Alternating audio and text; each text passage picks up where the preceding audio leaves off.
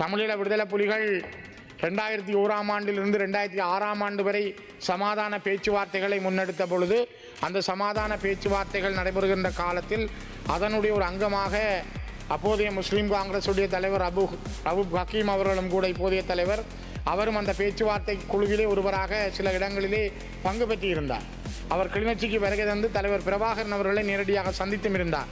அவர் வந்தபொழுது அவருக்கான புறம்பான சமையல்காரரை கூட கொண்டு வந்து உங்களுடைய சாப்பாட்டு விடயத்தை தனியாக கவனிப்பதற்கும் தலைவர் பிரபாகரன் அவருக்குரிய வழிகாட்டலை செய்திருந்தார். அவ்வாறான ஒரு பெரிய நல்ல மனங்களோடு தமிழீழ விடுதலை புலிகளுடைய தலைவர் பிரபாகரனாக இருக்கட்டும் அல்லது தந்தை செல்வா காலத்திலிருந்து வந்த சம்பந்தனையா வரைக்கும் முஸ்லீம் மக்களுடைய உரிமைகள் தொடர்பிலே மிக தெளிவான எண்ணங்களை தமிழர்கள் கொண்டிருக்கிறார்கள்.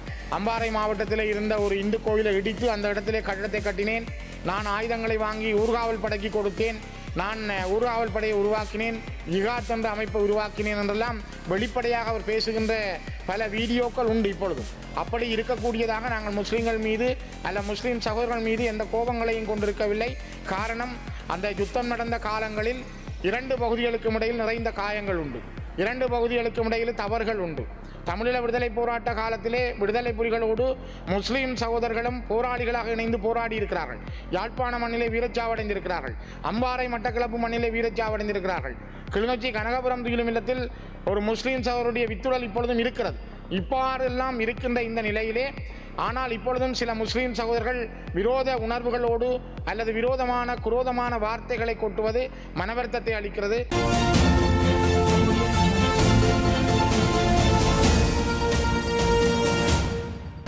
கரு எஸ் ஸ்ரீதரன் மந்திரித்துமா.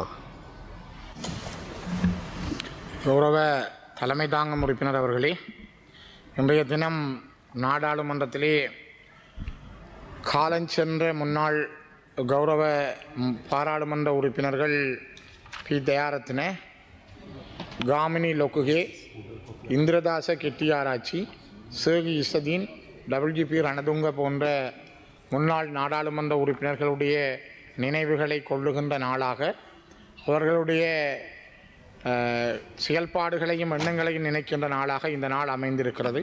மிக முக்கியமாக எனக்கு இதிலே காமினி லொக்குகே அவர்களை இந்த பாராளுமன்றத்திலே நான் பாராளுமன்ற உறுப்பினராக வந்த காலத்திலிருந்து அறிந்து கொண்டேன். அவருடைய செயல்பாடுகளை பார்த்திருக்கிறேன். அவருடைய குடும்பத்தினருக்கும் ஏனைய உறுப்பினருடைய குடும்பத்தினருக்கும் என்னுடைய ஆழ்ந்த அனுதாபங்களை நான் தெரிவித்துக் கொள்கிறேன். மிக முக்கியமாக சேகி இசதீன் அவர்கள் ஒரு நல்ல பாராளுமன்ற உறுப்பினராக இலங்கை முஸ்லீம் காங்கிரஸ் உருவாக்கப்பட்ட காலத்தில் அந்த கட்சியினுடைய ஒரு ஆரம்ப கர்த்தாக்களில் ஒருவராக இருந்து முஸ்லீம் காங்கிரசினுடைய வளர்ச்சிக்கு மிக ஒரு தளத்தை அவர் உருவாக்கியிருந்தார்.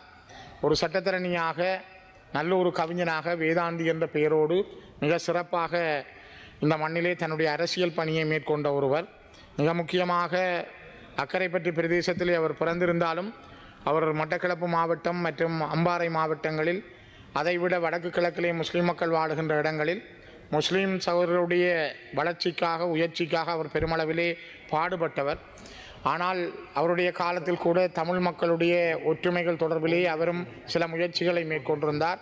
குறிப்பாக 87ஆம் ஆண்டு கொண்டு வரப்பட்ட இலங்கை இந்திய ஒப்பந்தத்தின் பிரகாரம் 13வது திருத்தத்தின் அடிப்படையில் வந்த இணைந்த வடகிழக்கினுடைய மாகாண சபையிலே அந்த மாகாண சபையினுடைய எதிர்க்கட்சி தலைவராகவும் சேகி இசதீன் அவர்கள் தன்னுடைய கடமையை சரியாக ஆற்றியிருந்தார்.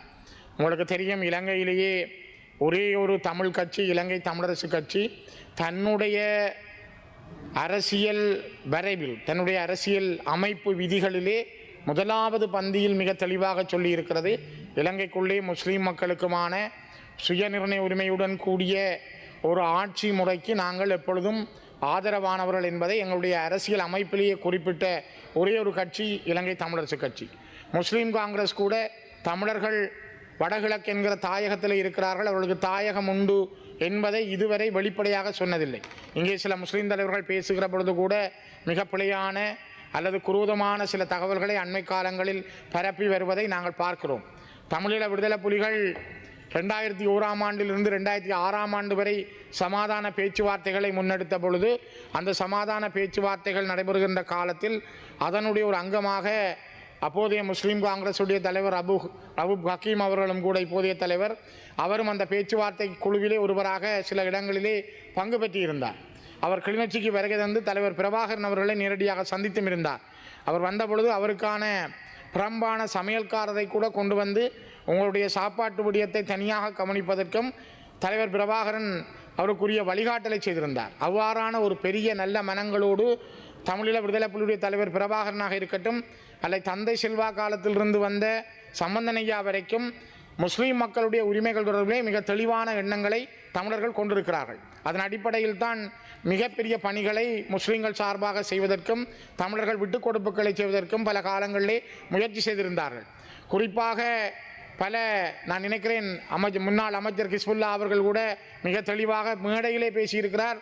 நான் தான் அந்த அம்பாறை மாவட்டத்தில் இருந்த ஒரு இந்து கோயிலை இடித்து அந்த இடத்திலே கட்டடத்தை கட்டினேன், நான் ஆயுதங்களை வாங்கி ஊர்காவல் படைக்கு கொடுத்தேன், நான் ஊர்காவல் படையை உருவாக்கினேன், இகாத் என்ற அமைப்பை உருவாக்கினேன் என்றெல்லாம் வெளிப்படையாக அவர் பேசுகின்ற பல வீடியோக்கள் உண்டு. இப்பொழுதும் அப்படி இருக்கக்கூடியதாக நாங்கள் முஸ்லீம்கள் மீது அல்ல முஸ்லீம் சகோதரர்கள் மீது எந்த கோபங்களையும் கொண்டிருக்கவில்லை. காரணம், அந்த யுத்தம் நடந்த காலங்களில் 2 பகுதிகளுக்கும் இடையில் நிறைந்த காயங்கள் உண்டு, 2 பகுதிகளுக்கும் இடையில் தவறுகள் உண்டு. தமிழீழ விடுதலை போராட்ட காலத்திலே விடுதலை புலிகளோடு முஸ்லீம் சகோதரர்களும் போராளிகளாக இணைந்து போராடி இருக்கிறார்கள். யாழ்ப்பாண மண்ணிலே வீரச்சாவடைந்திருக்கிறார்கள், அம்பாறை மட்டக்களப்பு மண்ணிலே வீரச்சாவடைந்திருக்கிறார்கள்.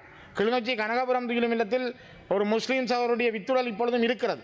இவ்வாறெல்லாம் இருக்கின்ற இந்த நிலையிலே ஆனால் இப்பொழுதும் சில முஸ்லீம் சகோதரர்கள் விரோத உணர்வுகளோடு அல்லது குரோதமான வார்த்தைகளை கொட்டுவது மனவருத்தத்தை அளிக்கிறது. ஆனால் ஷேக் இசதீன் போன்றவர்கள் ஆக கூடுதலான அல்லது விரோதமான எண்ணங்களை கொண்டவர்களாக நான் உணரவில்லை.